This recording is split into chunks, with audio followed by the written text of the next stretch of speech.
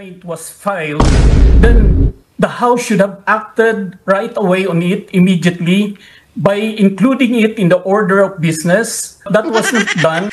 When they did not act on the first three impeachment complaints at inuna nila yung fourth impeachment complaints, in effect, they dismissed that first three impeachment complaints. Ayan nga po pag-uusapan natin mga ka-update kung saan labag po sa batas ang ginagawa netong House. Kasunod nito mga ka-update, supalpal itong sino pa ba mga ka-update? Wala hong iba kundi si Romualdez, supalpal dito kay constitutional litigator na si Ernesto Francisco Jr. Sa naging pahayag kasi ni Romualdez mga ka-update, talaga namang kontrado sa abogado. Dahil na rin unang-una sa lahat mga ka-update, maliho ang pag-archive sa tatlong naunang complaint kay VP Sara. Dahil mga ka-update, wala ho itong impeachment proceedings. Dito pa lang mga ka-update, dismiss pa nila. Dinismiss ho nila ang impeachment complaint kay VP Sara at gustong ipagpatuloy ang pang-apat na complaint o reklamo dito. Makikita ho talaga natin hindi sumusunod sa alituntunin ng ating bansa o batas. Mayroon lamang iisang impeachment complaint sa isang akusado bawat taon mga ka-update. Common sense na lang yan, Romualdez. Ito na po yung tinatawag nating 1-year bar rule. Dahilan para ipamukha nitong House na makapangyarihan ho sila mga ka-update. Ipupush talaga nilang ma-impeach si VP Sara kahit labag sa batas ng bansa ang kanilang ginagawa. Ganyan po ang pagiging matakaw o pagiging gahaman sa kapangyarihan. Di ba? Mapapansin talaga natin may balak pang tumakbo sa pagka-presidente itong si Romualdez sa 2028 presidential election. Para nga naman mga ka-update, no, magsunod-sunod pa ang hawak nila dyan sa gobyerno nila Marcos Jr. Kasi pag na-impeach nga itong si VP Sara, panigurado po hindi makakatakbo si VP Sara at nasisibak sa pwesto. Siyempre, ginagawa talaga ni Romualdez at ni Marcos nang sa gayon hindi po sila nalalagyan ng tinik sa kanilang lalamunan. Alam po nilang pasakit si VP Sara sa kanila. Kaya ngayon, ginagawa na nila ng paraan. Kahit na illegal na mga ka-update, tulad ng ginawa sa ating Pangulong Duterte, dinala sa ICC. Ngayon, itong si VP Sara ang pinipilayan nila. Si VP Sara ho, ang gusto nilang mapatalsik sa pwesto. Para nga naman, di ba, matatanggal na sa pagka-vice presidente tapos 2028 wala ka pang kalaban sa pagka-presidential election. Di ba? Ngayon, ano po sa tingin nyo mga ka-update ang dapat gawin ng Senado at ng Supreme Court? I-comment po yan sa ating comment section at ating pag-usapan. Ituloy ba ang impeachment kay VP Sara o ipatuloy ng basura ng Supreme Court at ng Senado ang complaint kay VP Sara? Yan po ang ating pag-usapan mga update. Pero bago yan, isang like, isang share, isang subscribe lang, malaking tulong na po yan. We're finding two things, no? Number one, motion to intervene, and number two, our attached motion for reconsideration, no? Ano tong motion to intervene? Since we are taxpayers, and since we originally also filed the petition for the confidential funds against Vice President Sara, and as citizens of the Republic, we have an interest in the impeachment, in the ongoing impeachment case. So we are intervening as I said, as taxpayers, as previously filed cases, and as citizens of the Republic. No? Ito pong si Kalbong yan mga kapatid. Dinadamay niya pa ang mga Pilipino na kesyo gusto rin daw ma-impeach o gusto rin daw nilang ipa-impeach si VP Sara. Naniniwala ho po ba kayo dyan? Diyan kay Panot. Ano-ano ang dinadakdak pati ang mga mamamayang Pilipino, dinadamay nila sa kanilang kalokohan. Mantakin po ninyo yung dinadamay nila, dinadawit nila ang mga taxpayer. Di ba? Secondly, we are filing together with our intervention. Pag sinab intervention, kung sasali kami sa kaso, we will be included in the case. No? We pray that the Supreme Court include us in the case. Ito po ay kasama ng isang bayan. Kasama dito yung ating chairman ng isang bayan, si Justice Tony Carpio, at si Justice, former Ombudsman and Justice Conchita Carpio Morales, Commissioner Heidi Mendoza, among others na kasama natin, mga religious din na kasama natin, na mga kasama sa military at dating mga public servants katulad ni Shelo Magno, kasama rin natin dito. So marami po. We will give you a copy later and you will get the whole list of those who have joined us, including mga estudyante, mga youth, kasama po natin dito. Now doon naman sa before doon sa bakit mahalaga na makapag-intervene ng isang bayan dito? Well, gusto natin ipakita kasi lumalabas this is a fight between the House, the Senate, and the Supreme Court. Actually, this is a fight of the Filipino people. This is a fight nating mga tao, no? Kasi ito inuyurakan or it's based on the basic rights and principles ng ating mga tao. So, ipakita natin yung interest dito. It's not between the House, the Senate, or the Supreme Court, but it's actually between sa ating mga Pilipino, sa ating mga tao. So we're putting it to a human factor, we're putting it lower sa daily lives ng tao because yung impeachment affects ang daily lives ng mga tao natin. So makita natin na yung interest of all sectors, no? Sabi ko nga sa academy, kasamang mga Ano-ano na naman ang pinagdadadakdak mo dyan? Dinadamay mo pa yung mga normal na tao sa katarantaduhan nyo. Sino ba ang nakikinabang dyan? Sino ba ang makikinabang dyan sa impeachment ni VP Sara? Unang-una, ang mga pumirma. Yung mga congressman na nauto nila, magkano bang bigayan dyan? Tanong ko lang. Sino ba ang makikinabang? Hindi naman ang mga Pilipino. Ang makikinabang dyan, ang mga nakaluklok dyan sa Senado. Ang nakaluklok dyan, ang speaker. Yan ang makikinabang kaya gustong ma-impeach si VP Sara. Gusto niyang palitan si VP Sara kaya nanggigigil siya. Yan ang katotohanan dyan, hindi ang mga mamamayang Pilipino. Huwag mong dinadawit ang mga Pilipino dahil maka-Duterte yung mga yan.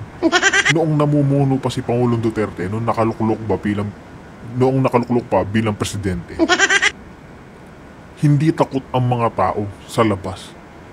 Ngayon, makikita mo maraming takot. Dahil kahit saan, yung kriminalidad sobrang taas. Nag-implement pa kayo ng 5-minute nyo, dinamay nyo pa yung mga pulis sa katarantaduhan nyo. Sino ba nagtaas ng sahod sa mga kapulisan at sa mga sundalo? Tanong lang, si Pangulong Duterte. Diba? Sino ba ang nag-utos na itaas ang passport o pahabain ang passport ng 10 taon? Ganon din ang lisensya, 10 taon mong magagamit bago ka makapag-renew. Si Pangulong Duterte, nagawa niya yung mga yan. O si Marcos Jr., anong ginawa niya? Tanong ko lang. Anong ginagawa niya? Yung mga budget natin, saan napupunta? Saan napupunta ang trilyon-trilyon, bilyon-bilyon pera ng kaban ng bayan? Tapos ngayon gusto nyo si VP Sara. Dadawit nyo yung mga Pilipino, mga taxpayer, na ma-impeach siya. Walang kagustuhan yung mga yan. Dahil gusto ng mga taong bayan ng ating mga kapwa Pilipino na tumakbo yan bilang presidente sa 2028 presidential election. Nagsawa na sila dyan kay Marcos Jr. Lahat ng sinabi niya, pangako, walang nangyayari. Yan ang katotohanan. Hindi Pilipino, hindi mga ating kababayan ang may kagusto ng impeachment, kundi kayo lang. Kayong may mga kapangyarihan. Kasi, ganun ang katotohanan. Wala sa taxpayer. Nasa gobyerno yan. Nasa palasyo, nasa speaker, nasa presidente. Yan ang makikinabang pag na-impeach si VP Sara. Diba? People from UP dito. Ako, professor. So marami dito mga nasa academe.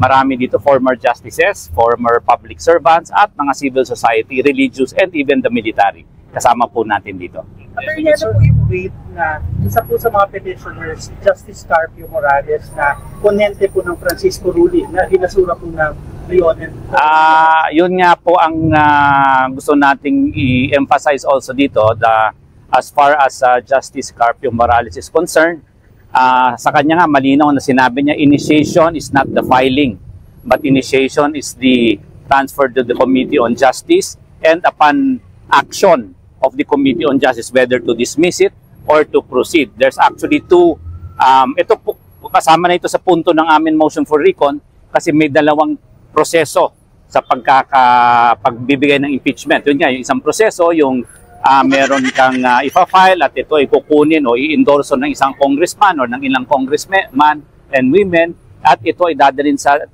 Committee on Justice. At doon didinggin kung ito ay di-dismiss o titignan kung ano ba yung kaso, kung may weight ba ito, at kung ito ay ipapadala sa plenaryo. No? Yung pangalawang mode, which isipin natin, nangyari ito nung kay ERAP, nangyari ito nung kay Corona, dun sa iba pang mga impeachment, na more than 1/3, o kasi ang threshold ng Constitution is 1/3, pag ito in-endorso ng 1/3, dire-diretso na ito.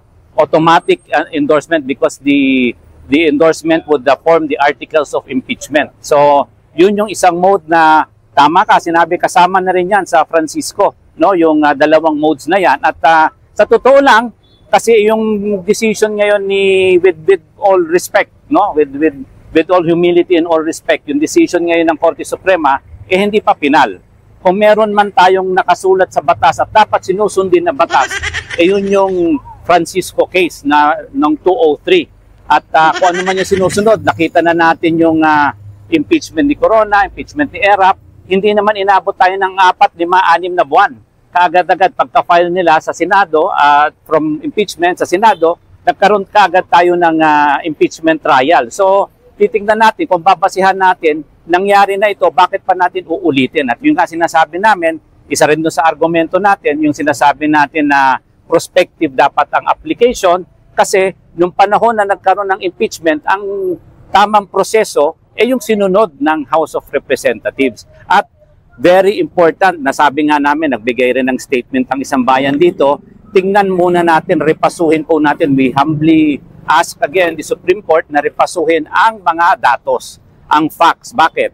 Kasi klaro naman sa proseso ng House na meron 10 araw, 10 session days. Hindi ito calendar days, hindi ito weekday or weekend, ito ay 10 session days. So kung titignan natin, nandoon pa rin sa 10 session days yung 4 na impeachment cases na yan. Yung unang 3 at itong pang-4 na final nga diretsyo sa Senado. No? So lahat po yan dumaan sa proseso, dumaan sa procedure na nung Paano dumaan sa proseso o procedure kung illegal nga, hindi nga nasunod ang batas, 1-year bar rule, di ba? Ganyan po ba talaga yung mga yan? Yung mga kampo ni Romualdez at ni Marcos Jr., mga kato? Tanong lang, iisa lang po ba ang utak nila? Paano dumaan sa procedure kung unconstitutional ang ginagawa nilang impeachment kay VP Sara? Illegal. Illegal yan. Naka-4 na kayong complaint, tapos yung 3, in-archive nyo, dinismiss nyo, para ipagpatuloy nyo yung pang-4. Illegal yan. Hindi yan makatarungan at hindi makabatas, hindi makabuluhan. Yun ang totoo. Panahon na yon, ang reigning ang batas, no, ay yung Constitution at yung mga jurisprudence na sinunod mula nung Francisco Doctrine noong 2003. Yung 13-0, are you hopeful na... Alam mo, ako po, ilang taon na po ako at may ilang dekada na rin. Ayoko na lang sabihin ko ilang taon ako, no? Pero hindi ko milagro na magbaliktad ang Supreme Court, ang ating kagalang-galang na hukuman, ang ating Suprema. Marami na pong rinipaso, rinivisit, binaliktad, at binago ng mga dating mga desisyon ang ating Korte Suprema. So, hindi ibig sabihin na 13-0 o hindi ibig sabihin na merong nakaraang batas o nakaraang jurisprudence, hindi nila pwedeng balikan at tignan. So, kami po ay naniniwala at kumakatok sa Korte Suprema na sana bigyan pansin ito at kasama rin sa aming hiling na magkaroon ng oral arguments. Kasi kung hihingi sila ng due process, sa totoo lang, nakita nyo rin ako dito nung nag-oral arguments kami sa PhilHealth. Ilang araw kayong pabalik-balik dito. Kahit ano pang pagmamakaawa mo dyan sa Supreme Court, tapos na. Tapos na yung usapan. Mantakin mo yun, 13-0, sa'yo na nga galing. Diba? Hindi ka ba naiiya niyan? Pati yung mga senador nga 19-4. Oh. Diba? Sino ba ang gusto talagang makinabang dyan? Kung hindi yang sila Marcos Jr. at sila Romualdez. Yan lang ang may kagustuhan, pati kayo. Dahil siyempre, malay mo, pakatapos nga naman ma-impeach ni Bibi Sara, tumaas na naman kayo. Umangat ang rangko nyo, di ba? Ganun ang katotohanan dyan. Ang mga nakikinabang lang dyan, ang mga gahaman sa kapangyarihan. Naalala nyo yon? Ito, hindi man ito tinawag na oral argument. Sa tingin namin, mas importante, kundi kasing importante rin ito nung nakaraang mga debate o nakaraang mga issue sa Korte Suprema. Kaya, bigla kaming nagulat kasi nga, sa tingin namin, isa pang issue dito, hindi rin parang napasagot ang House of Representatives. No? So, but that is for them to challenge, no? Kasi kung hindi sila, kasi kung maaalala nyo, before this, binigyan lang sila ng mga questions ng Supreme Court, di ba? Sabi nga natin, may mga questions na baka nag-overreach yung ibang question nila, na baka masyadong detalyado. Pero hindi ho yun answer. Yun clarification lang ng Korte Suprema. Hindi ho yun answer, hindi ho sila pinapasagot. So medyo yun po ang kailangan natin tignan. At as I said, no, very important because whatever the laws or whatever the decision of the Supreme Court, dapat tama po ang basehan ng facts. Klaro naman yung facts na sumunod ang House doon sa proseso na yun ang proseso na sinusunod nung time na ito nasa impeachment. Sir, paano kung mag-decide ang Senado bukas na hindi mag-proceed? Well, kasama po sa aming petisyon, sa aming prayer, na sana po magkaroon ng status quo ante. Ibig sabihin na parang hinay-hinay muna, stop muna, di ba? Status quo, pag sinabing status quo, medyo stop muna tayo, and pag-aralan, suriin ng mabuti. Hindi naman masama na tingnan at balikan, at hindi rin masama, hindi rin hindi rin bumababa ang ating respeto sa korte kung sila baguhin at repasuhin yung kanilang desisyon. Bagamat kung kanilang aayusin at baguhin at pag-aralan, mas bibigyan ng respeto lahat ng desisyon ng Korte Suprema. Kapag paano nga po kung bukas ay hypothetical, bumoto ang Senado Court na huwag na ituloy ang trial. Magiging moot in academic ba? Hindi po. Hindi ho ito magiging moot in academic. That's why also we are filing this because to us, this is not a affront to the SC. This is a part of our legal and academic challenge on the merits, not on any personality. Kung titingnan nyo yung aming petition mamaya na ibibigay, yung aming petition, this is a question of fact, a question of law, and not a question of personality. Kaya ho, sana hindi ito maging moot in academic. Kung man lang may gawin ang Senado bukas na hindi sang-ayon, di ba, na naman sa proseso. Kasi kung titingnan natin, ito nakakatawa sa Senado. Noong February 5, ang utos ng Constitution, forthwith. Pero inabot sila ng ilang buwan. Ngayon, wala namang sinasabing forthwith. Ang sinasabi lang, meron desisyon na for execution, pero do they execute immediately? Nasa sa kanila po yun. Kaya nga sinasabi natin, bakit naman mag-execute sila kaagad? Meron pa namang motion for recon. Meron pa namang puwang. Ang ika nga nito, hindi pa ho final ang kaso. Pending pa ho ang kaso. Sabi ko nga, ang final na kaso dito yung Francisco Doctrine. Hindi yung doctrine ngayon. So kung titignan natin, yun pa rin ang kaso until this case becomes final at the end, no? Maging final case. So ano po ba yung consequence or danger kapag dinismiss ng Senado tapos may mga pending pang ganito? Well, ang mahirap, sa akin, dapat kasi nga, kung tama yung dinig ko, i-dismiss ito ng Senado. Pero dapat kasi the impeachment court has already convened. So it should be the impeachment court that dismisses it or not because the case is not in the Senate. The case is in the impeachment court. So titingnan natin ano ba ang galaw ng impeachment court. Kahit na ano pang pagsasabihin mo nga dyan, Panot, tapos na. Diba? Wala na. Ibabasura na yan, yung impeachment ni BP Sara. Diba? Gusto nyo lang talagang makinabang sa kapangyarihan na hawak nyo ngayon. Yan ang katotohanan. O dahil malaki na naman ang kitaan nyo dyan. Kaya ganyan. Diba? And sa akin nga, we are praying a status quo order para lang sana talagang maripaso, mapag-aralan ito. At siguro, nasa sa taong bayan yan. Kung, sabi ko nga, kung dati sa isang envelope tayo hindi pumayag, papayag ba tayo na hindi bigyan ng accountability?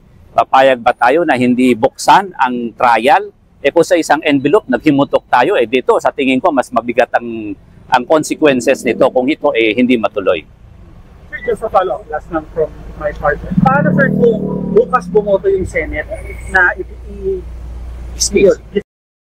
Kung usapang accountability rin pala ang gusto mo, bakit hindi natin buksan ang mga bilyon-trilyon na budget ng DPWH at nitong administrasyon ni Marcos Jr.? Dapat, yan ang pag-usapan natin, di ba? Unang-una sa lahat, saan napunta ang 5,500 flood control na ipinangako ni Marcos Jr.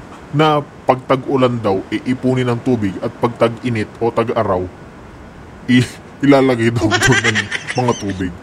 Tubig ba? Tama po ba yun?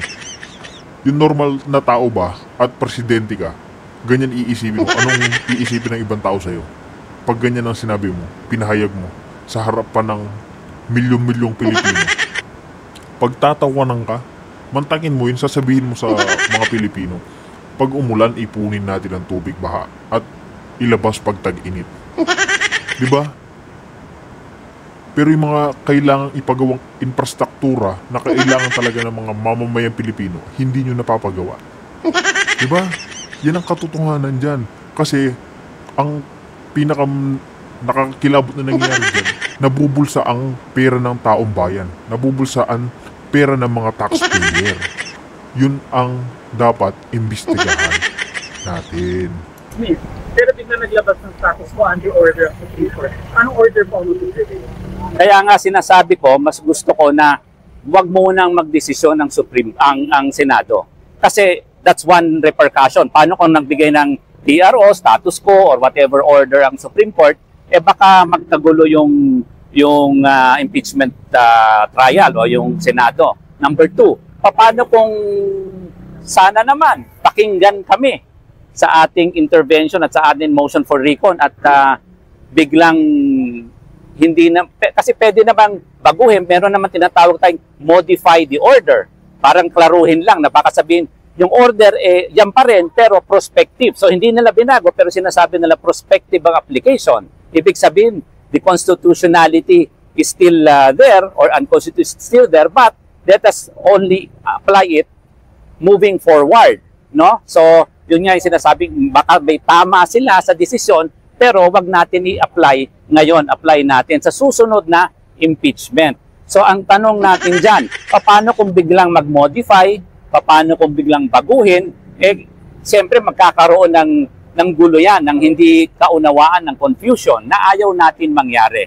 That's why precisely we are knocking on the Senate na sana pakinggan muna itong mga issues. Let us stretch out all the issues bago tayo magdesisyon kung i-dismiss or whatever ang gagawin natin.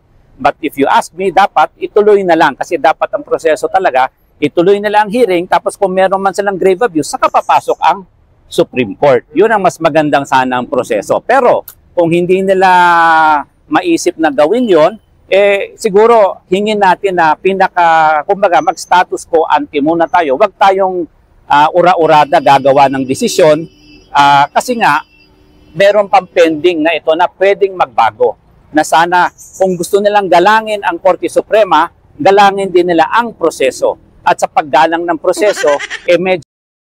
O paggalang naman pag-uusapan natin, di dapat galangin nyo rin ang sagot ng Senado at ng Korte Suprema.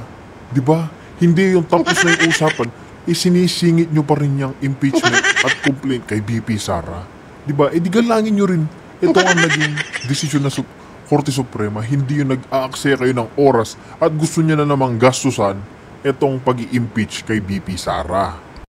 So, sabi ko nga, status ko muna, hinay-hinay kasi ang proseso hindi pa tapos. Ang proseso pending pa ang kaso at antayin ng matapos ito in the final stage ng kaso. Attorney, bago lang umulan, ano? Yung sinasabi Uulan na ba? na... Pati ang ulap umiiyak sa pagkakamali. May mga sinasabi kasi no, na may new requirement na dun sa desisyon ng Supreme Court. Isa rin ba yon sa mga sinasabi nyo dito sa petition nyo na dapat hindi patupad? Kasi nga sinasabi namin na yung requirements na naka-outline na binigay nila sa bagong desisyon, wala naman doon sa Constitution. For example, sinasabi nila na dapat kahit na 1/3, kailangan mag-hearing pa rin, kailangan dinggin pa rin. Malinaw naman yung Constitution na dalawa yung mode. First mode nga is yung may mag-i-endorso tapos pupunta sa komite. Diba? Second mode is yung pag may 1/3, diretso na siya because that becomes the articles. Ngayon, ang ginawa nila, kahit na 1/3, pupunta pa rin sa komite. Pero sinasabi natin, sabihin na natin na, kumbaga, we concede. For example na lang, for the sake of argument, if they would like to pursue that, but let us do it prospectively. Because the prevailing doctrine and the prevailing law, the prevailing procedure, prior to this decision, is what the House observed. And they did not observe anything outside their powers or jurisdiction. So yung sinasabing due process dun sa ini-impeach, wala dapat yon. Kasi ang due process, mahabang proseso yun, hindi naman sa House lang Ang due process, kasi didinggin naman yan sa Senado. So kung meron man siyang time for to be heard, doon siya pwede magpunta sa Senado kasi doon din siya didinggin. So hindi naman siya na wala ng karapatan dinggin. Kaya nga, ang gusto natin magkaroon ng trial kasi tingnan mo, sa panahon nito, sino bang hindi natin naririnig? Si VP Sara. Di ba? So, gusto ba niya ng due process? Ang pag sinabing due process, right to be heard. Paano mo maririnig si VP Sara? Puro kayong putak at anomalya sa kanya. Kumikilos yan patago. Hindi naman kamukha ng amo mo yan na si Marcos Jr. na putak ng putak dyan sa harap. Pangako ng pangako sa mga Pilipino pero wala naman nangyari. Walang natutupad. Yan ang katotohanan dyan. Diba? Ngayon, panoorin ho natin itong si Ernesto kung saan nasupalpal itong si Romualdez. Simulan na ho natin. Kinontra ng constitutional litigator na si Attorney Ernesto Francisco Jr. ang mga pahayag ni House Speaker Martin Romualdez tungkol sa impeachment ni Vice President Sara Duterte. Si Francisco po ang petitioner sa likod ng Francisco versus House of Representatives case sa Korte Suprema noong 2003 tungkol sa impeachment proceedings. Sa isang panayam sa One News, sang-ayon daw si Francisco sa desisyon ng Korte Suprema na ideklarang labag sa saligang batas ang kaso laban kay Duterte. Hindi umano sinunod ng Kamara ang proseso ng impeachment dahil hindi agad inaktuhan ang unang 3 reklamo sa loob ng itinakdang panahon. Ayon kay Francisco, may 19 na araw ang Kamara para umaksyon mula nang ihain ang unang impeachment complaint noong December 2, 2024. Bawal din daw ang sinabi ni Speaker Romualdez na in-archive ang unang 3 complaints dahil wala ito sa rules on impeachment proceedings. Diba? Unang-una mali yan. Mali ang ginawa niya o ang sinabi niya na in-archive nila ang 3 complaint laban kay BP Sara at i-dismiss tapos ngayon gagawin nila ng 4 na impeachment complaint. Ganyan ang mga gahaman sa kapangyarihan, mga ka-update, na gagawa ng palusot o paraan para masibak si BP Sara sa pwesto niya. Complaint was filed, then the House should have acted right away on it immediately by including it in the order of business. That was not done. When they did not act on the first 3 impeachment complaints, at inuna nila yung 4th impeachment complaint, in effect, they dismissed that first 3 impeachment complaints. Bukod dito, sang-ayon din si Francisco na nalabag umano ang karapatan sa due process ni VP Sara Base sa naging desisyon ng SC, hindi nabigyan ng tsansa si Duterte na madepensahan ang sarili mula sa kinaharap na articles of impeachment bago ito ipinasa sa Senado. Bagay na ayon kay Speaker Romualdez sa kanyang pahayag kahapon na hindi naman daw obligadong gawin base sa nakasaad sa batas kaugnay ng impeachment process. Say that the impeachment proceedings is not subject to Bill of Rights. Every step of the impeachment proceedings should be subject to the Bill of Rights. And this is not just the right of the respondent to be heard.